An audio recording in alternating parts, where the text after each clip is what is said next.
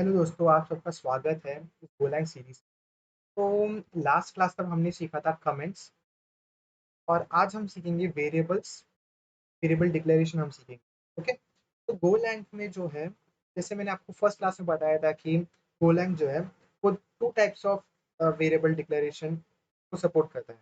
एक है static variable declaration और दूसरा है डायनामिक वेरिएबल डिक्लेरेशन। ओके, तो स्टैटिक वेरिएबल डिक्लेरेशन में क्या होता है कि हमें हमारा, तो पहले हम सबसे पहले जानते हैं कि वेरिएबल्स क्या होता है। पहले हम वो सीखते हैं कि वेरिएबल्स क्या होता है।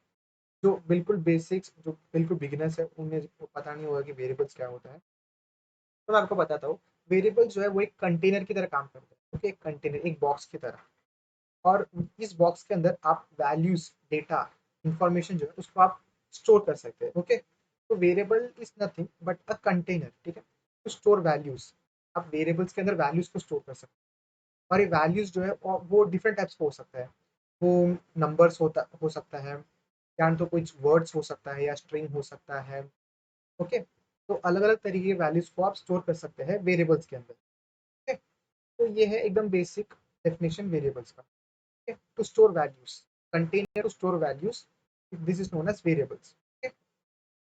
तो हम यहाँ पे देखते हैं कि वेरिएबल्स को आप डिक्लेयर कैसे कर सकते हैं और इसको इस्तेमाल कैसे कर सकते हैं। तो वेरिएबल्स मैंने आपको जैसे बोला था, स्टैटिक वेरिएबल डिक्लेरेशन पहले देखते हैं। ओके, तो स्टैटिक वेरिएबल डिक्लेरेशन में क्या होता है कि हमें वेरिएबल्स का नाम पहले आपको VAR stands for variable. Okay, आपको VAR कीवर्ड यूज करना पड़ेगा स्टार्टिंग में। उसके बाद आपको अपना वेरिएबल का नाम लिखना पड़ेगा। जैसे वेरिएबल का नाम क्या हो सकता है, एक नेम हो सकता है, नेम, एज, एड्रेस।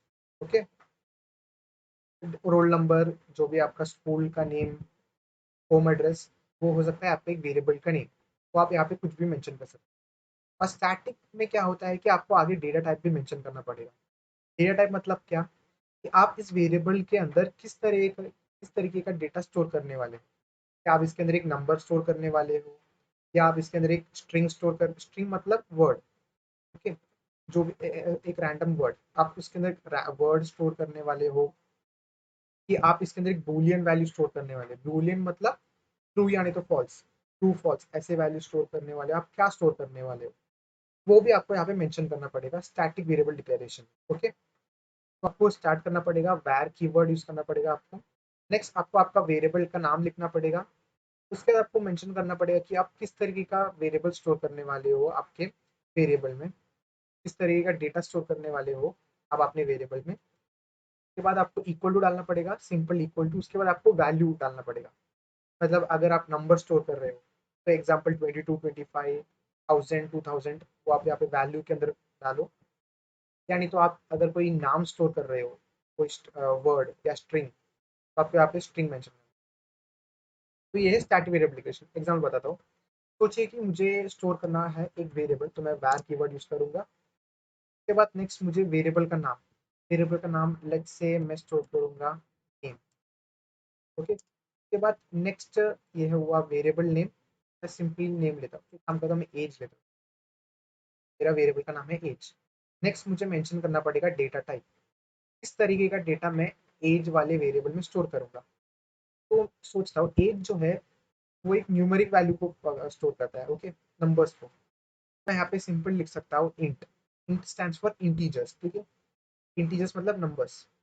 उसके बाद मैं इक्वल टू डालूंगा और मैं लिखूंगा 25। ठीक है, मेरा एज है 25, मैं यहाँ पे मेंशन कर दिया मैंने 25। फिर मैं इसको कमेंट कर देता हूँ, मैं इसको प्रिंट कर देता हूँ। ठीक है, हम प्रिंट करके दिखाता हूँ। प्रिंट, प्रिंट के बाद आपको इसके अंदर आपका वेरिएबल लिख देने का बस।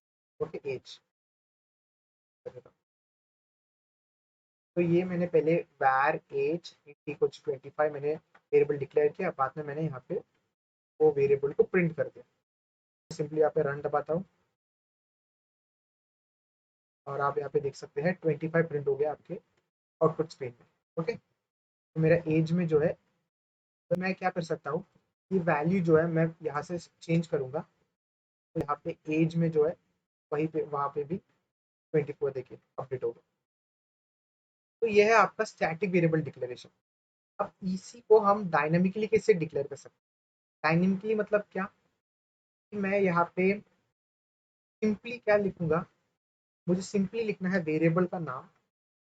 मुझे यहाँ पे स्टार्टिंग में var कीवर्ड नहीं यूज करना, मुझे वेरिएबल नेम के बाद मुझे डेटा टाइप कुछ नहीं लिखना, मुझे सिंपली वेरिएबल का नाम लिखना है।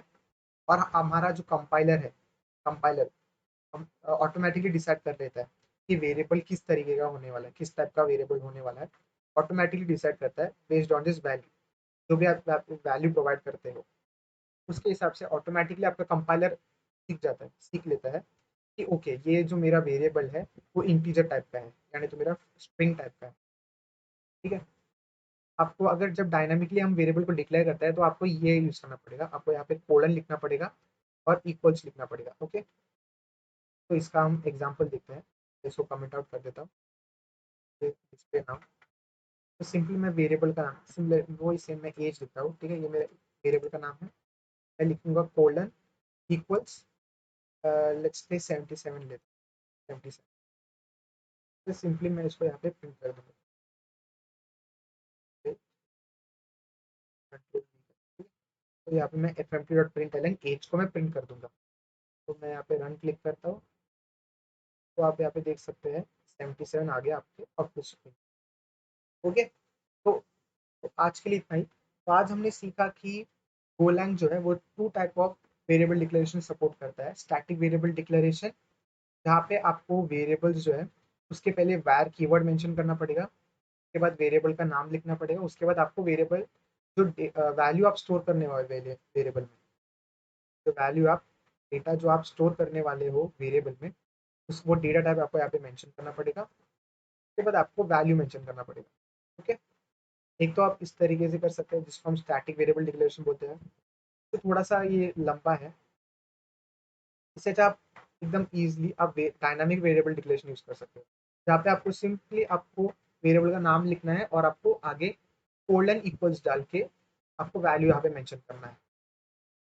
तो मोस्टली आप इसी तरीके का डिक्लेरेशन देखोगे बड़े बड़े प्रोग्राम्स में, क्योंकि ये बहुत ईजी है और टाइम कंज्यूमिंग बिल्कुल नहीं है। वेरस आप यहाँ पे आप देखोगे तो ये बहुत टाइम लगेगा लेगा, साथ ही साथ आपका कोड भी बहुत बड़ा हो जाएगा, प्रोग्राम बहुत साइज बड़ा हो जाएगा। तो हम मेनली इसी को यूज़ करते हैं, डायनामिक वेरिएबल डिक्लेरेशन गो लाइन में। तो ओके, इतना ही। मिलता हूँ आपसे अगले वीडियो में। Thank you.